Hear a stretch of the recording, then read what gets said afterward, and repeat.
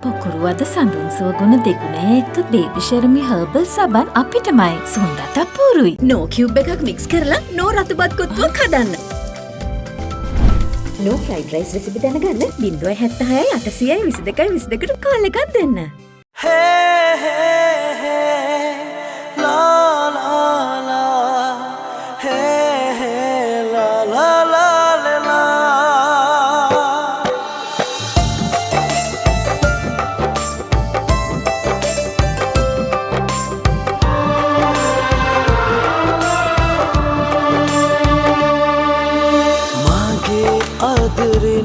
රකින්නවා මං පනවගෙනම් යන්නේ දුරට යන්නේ ඇයි ඔයා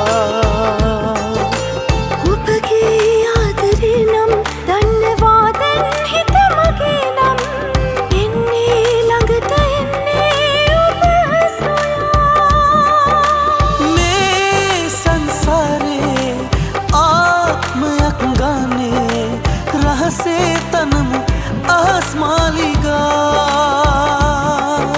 रहसे तनमु आसमालिगा रहसे तनमु आसमालिगा हे हे हे ला ला ला हे हे आसमालिगा කෝටිපති ව්‍යාපාරික රවී තම එකම පුතාව නෙළුම් ගිනියේ ජගත් ගෙදුවට බන්දල දෙන්න යන්නේක ඇතුලේ හැංගිච්ච දෙයක් ඇති බව කැලුම් සුරාජුලට පහදා දෙනවා. තේජාන් පන්සලට ඇවිත් ඉන්න බව සංදේශ්ට ශහානි දැනුම් දෙනවා බලන් හිටපු රමේෂ් සිද්ධ වෙච්ච දේ ගැන දැනගන්නවා. අහිංසගේ විවාහ ගිවිස ගැනීම අවසන් වෙනකල් සංදේශව ඈතකට අරන් ගිහින් සහාය දුන්නොත් කුරුප්පුට සලකන බව ජගත් කියනවා. එරික්ට විවාහය ගැන දැනුම් දීම යුතුයකමක් බව සෙලිනා කියුසෙලින් තේජාන් කෝපයටපත් වෙනවා. අහිංස ගැන කිසිසේත්ම විශ්වාස කළ නොහැකි බව ජගත් චන්දිට පවසමින් ඈ ගහගෙන ඉන්න කියලා අවධාරණය කරනවා. තිබෙන අවධානම ගැන දැනම අහිංස සංදේශව මුණ ගැහෙනවා. එවිට එරික් ළඟට යා යුතු බව සංදේශ අහිංසට පහදා දෙනවා. එහෙම කළොත් අහිංසට සංදේශව දකින්නවත් නොලැබෙයි කියලා අහිංස දෙගිඩියාවෙන් පසු වෙනකොට එතනට ජගත් එනවා ඔවුන් දකිනවා. ඉතින් ජගත් එනකල් සංදේශ් එතනම ඉඳීද? අහස් මාලිකා අද එතෙන් සිට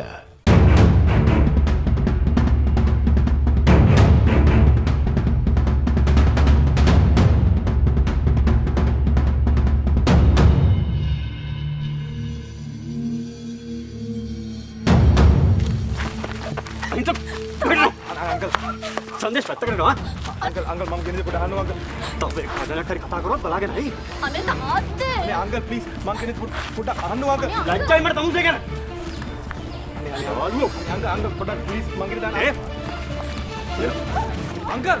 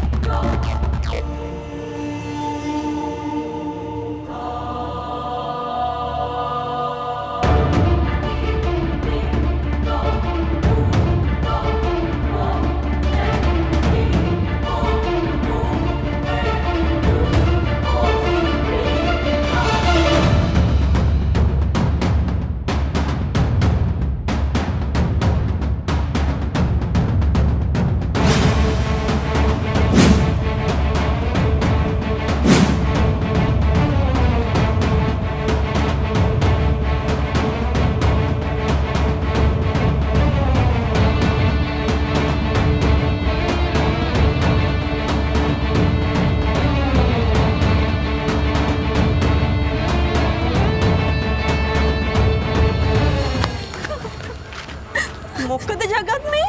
මොකද ජගත් මං වාට කී පාරක් කියලා තියෙනවද චන්දි මෙයා දිහා හැය ගහගෙන ඉන්න කියලා? සත්ත පහකට විශ්වාස කරන්න බෑ. කොට රියුත් කියන්නේ බොරු.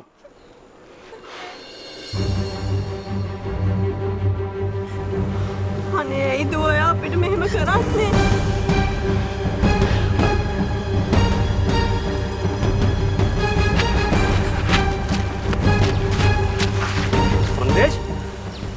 අංකල් ඔයාලට අහිංසනගේට බලාත්කාරකම් කරන්න කිසිම අයිතියක් නැහැ. සංදේශ් ආපහු පොත බලාගෙන තමුන්ට හැරිලා යන්න පුළුවන් ආපහු. අහිංසන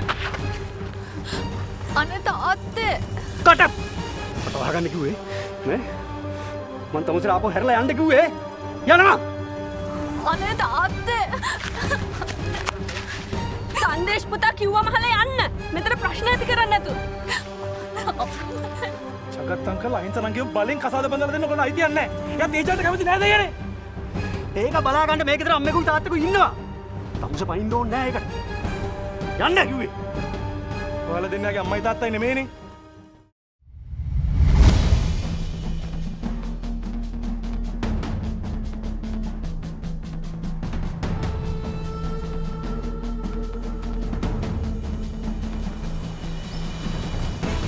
හින්දා වලට කොමඩත් අයිතිය නැහැ. ඔයාලගේ දරුවෙක් නෙමෙයි හින්දා අහිංසනගේ විතර බල කරන්නේ. හා?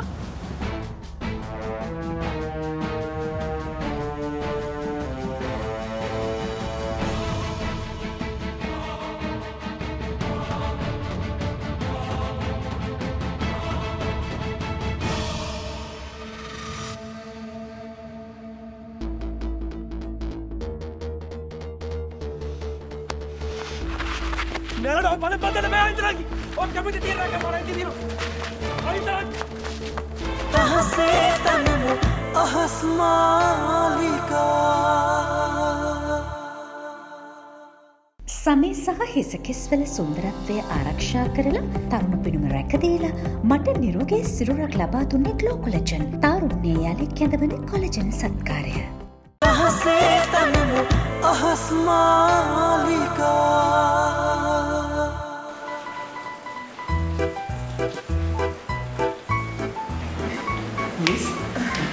කොහොමද සරණ? අනේ සරණට නම් වරදක් නෑ. හැබැයි ඉස්තු ටිකක් හරි නෑ වගේ. මොන හරි මහන්සි පාට. අනේ ඔය සරණ ගොඩක් වැඩ තිබ්බද හරි මහන්සි. ඉන්න මිස් මෙහෙම ඉඳගන්න. මම මිස්ටර් ඉංග්‍රු කොත්තමල්ලි ටිකක් තඹගෙන ඉන්න. ඒක බීපු ගමන් ওই ගතිය අඩු වෙලා යයි. සරණට මං හින්දා මහන්සිද මන්ද? නෑ අනේ මොන මහන්සියක්ද? ඕ සරණ. දැක්කොත් දිලහණිගේ ඇගේ කුණ්ඩෙල්ලෙක් වගේ එල්ලලා. අනේ පව්මිස්. සුරාජ් මොකද කියන්නේ? මිනිහා වචන වෙනස් කරන පාටක් නෑ මැඩම්. එහෙමද? මං කුමාරටත් කිව්වා කොහොමද සුරාජ්ව නම්ම ගන්න කියලා. කුමාර මොකද කිව්වේ? කුමාර පුළුවන් තරම් try කරලා තියෙනවා. ඒත් වැඩක් වෙන පාටක් නෑ. ඒ කියන්නේ අපිට සුරාජ්ගේ සපෝට් එක ලැබෙන්නේ නැහැ. මං හිතන්නේ නෑ මැඩම්. රවි සර් කොහොමත් මැඩම් ගැන සුරාජ්ට කියලා තියෙන්නේ. අපි මෙහෙන් දැල දානකොට එහෙන් සුරාජ් හැමදේම දන්නවා. දිල්හානි ගැනත් සැකයිද දන්නේ අර කැලුම්ට තමයි මාව දිරවන්න නැත්තේ. ඒ මනුස්සයාට මාව පෙන්වන්න බෑ. එරික් try කරන්නේ සෙලීනාව කන්ටැක්ට් කරලා මේ ගේම් එක කොහොම හරි ගොඩ දාන්න. හැබැයි ඊට වැඩිය එදා ඔයා කිව්ව කතාව හොඳයි. අපි සංදේශ අපේ පැත්තට ගත්තොත් අපිට ලේසියෙන්ම අහිංසව කන්ට්‍රෝල් කරන්න පුළුවන්. ඒක තමයි මැඩම් කරන්න තියෙන හොඳම දේ. අපි සංදේශට කතා කරමු.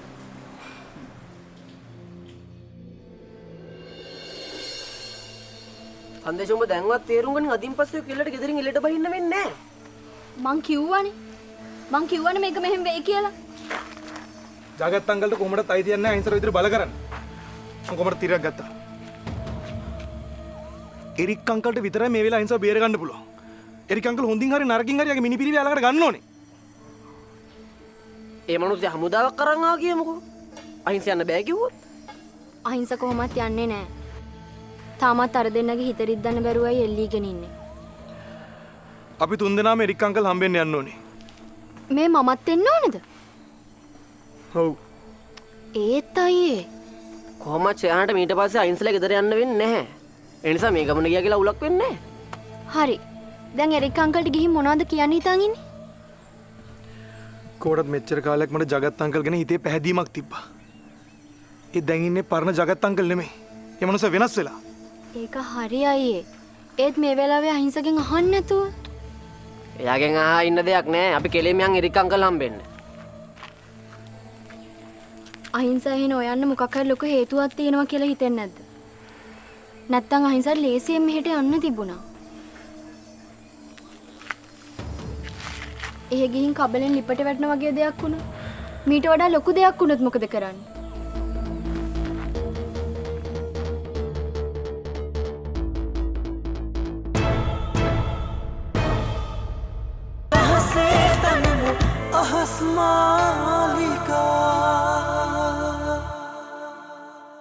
ඉන්ජි සාරය මුසකොට ඇති නව ඇන්ටිබැක්ටීරියල් ලේරයකින් ඒවා විශ්වාසයෙන් පෙරමුණේ. අහසේ තනමු අහස් මාලිකා. දුව මොනවද දුව මේ හිතුවක්කාර වැඩවල තේරුම? හා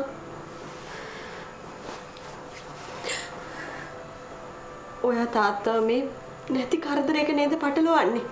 හා මොකක්ද මේ ඕගොල්ලන්ට වෙලා තියෙන්නේ? මට හැසිරෙන විදිය කියලා දෙනවා. අර තාත්තා හැසිරිච්ච විදිය, සංදේශයට සලකපු විදිය. මැරෙක් වගේ නිකන් පාරේ හැසිරුනේ. කද්දානේ මිනිස්සු ඕගොල්ලන්ට කරපු වැරද්ද මගෙත් එක කතා කරපු එකද? එපා කියන දේවල් කරන එක වැරද්දක් නෙමෙයිද? කිසිම සාධාරණ හේතුවක් නැතුව සංදේශයට මෙහෙට එන්න එපා කියන එක සාධාරණයිද? දුව සංදේශට මොනවා හරි දෙයක් වුණොත් ඒකට වග කියන්න ඕනේ ඔයා.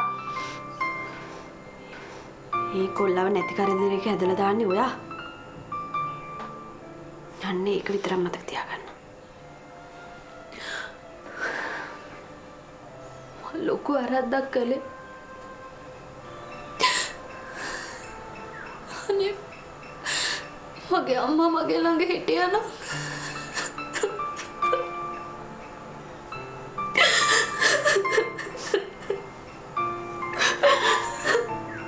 දුව මේ අහන්න.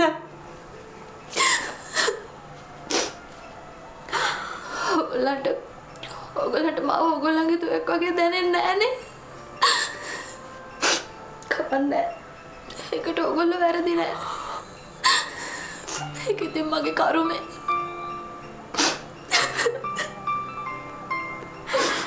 මේ ඔයාමද දුව? මොනවද ඔයා මේ කියවන්නේ? ආ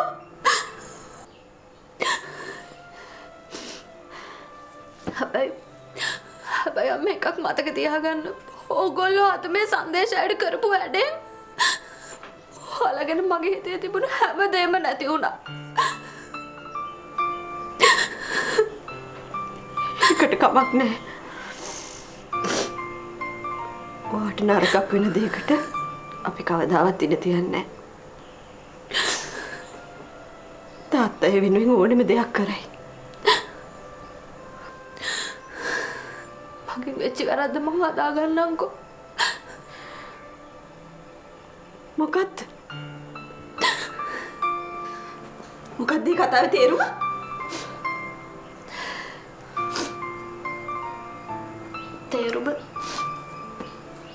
තේරුම ඔයගොල්ලෝ දැනගනී අම්මේ.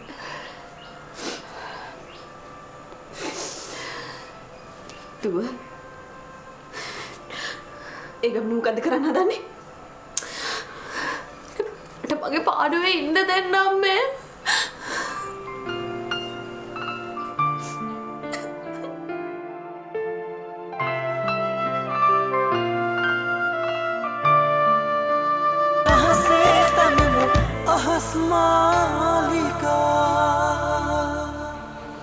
ඒ හිඟන්නට කොහෙන්ද ඔච්චර හයියක්? තේජන් තාත්තේ ඔයා කියන තවත් ඉවසගෙන බලන් ඉන්න කියලාද? තේජන් පුතා කලබල වෙන්න එපා. ඒක ප්‍රශ්නයක් වෙන්නේ නෑ. මම ඒක බලා ගන්නම්. අනේ අංකලුත් හැමදාම බයිලා කියනවා මෙතන. තේජන් කටහර. තාත්තේ මං ඔයාට කිව්වා කොහමද මේක මුලදිව විසඳ ගන්න ඕන විදිය. දැන් හෙට ඇවිල්ලා ඕක අහිංස උස්සංගියක් දෙන්නේ ඔච්චරම තමයි. තේජන් නෝදිනෝ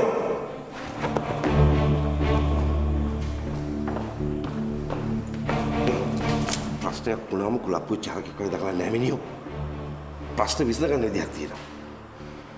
තාත්තේ මෙහාන මේ වෙලාවේ සංදේශට හීරීම් තුවාලයක් හරි වුණොත් ඒ කියන්නේ ඔබේ වාසියට. ඒක උ දන්නවා. ඒක දැනගෙන තමයි ඌ ඒකේ පත්‍ර ඇවිල්ලා පිස්සු නටන්නේ. ඒකේ වැඩ කරනවා.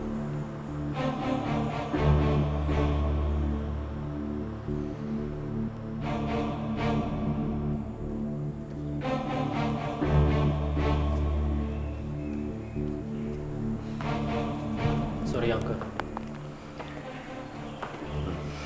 කමක් නැහැ. අහිංසා කාගේවත් හිත රිද්දන්න කැමති නැහැ. ඒක සංදේශ දන්නවා. දැන් කොහොමද මේ ප්‍රශ්නේ එතනින් ඉවරයි. ඒක සංදේශ කියන්නේ මේ නිකන් කොල්ලෙක්. මෙච්චර දෙයක් මේ ලෑස්ති කරලා තියෙද්දි ගෙදර ඇවිල්ලා මෙහෙම මොඩක් කරන්න මං හිතන්නේ මිනිහා එහෙම මොඩෙක් කියලා. නිකන් ඔය වචන දෙයක් කතා කරන්න එන්නේ නැති. අපිට මේක හෙටම කරන්න බැරිද අංකල්? මොකද? රෙජිස්ට්‍රේෂන්. පුතේ නැකත තියෙන බ්‍රහස්පතින්දටනේ. අනේ මං ඔය නැකත් නම් විශ්වාස කරන්නේ නැහැ අංකල්. ඔයා මා බොරු.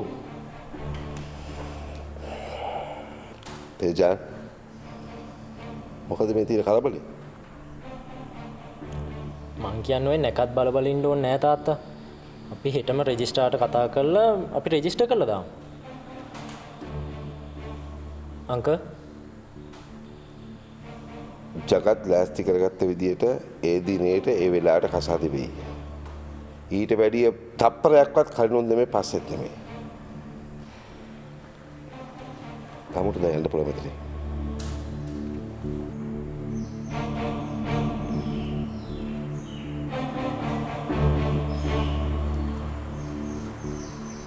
සෝරි ජගත්. තේජාන් පුතා කලබල වෙන එක සාධාරණයි. ඒක වැරද්දක් නෑ රවි මහත්තයා. මේක තමයි මේ දැන් හැදෙලා ඉමුගේ තියෙන ලොකුම ප්‍රශ්නේ. උන්ට හැම දෙයක්ම ඕන හිතපු හැටි ඉමීඩියට්ලි. ඒකෙන් වෙන ප්‍රතිඵල ගැන කිසිම තැකීමක් නැහැ. ජගත් අපි කතා කරගත්ත විදිහට වැඩේ කරමු.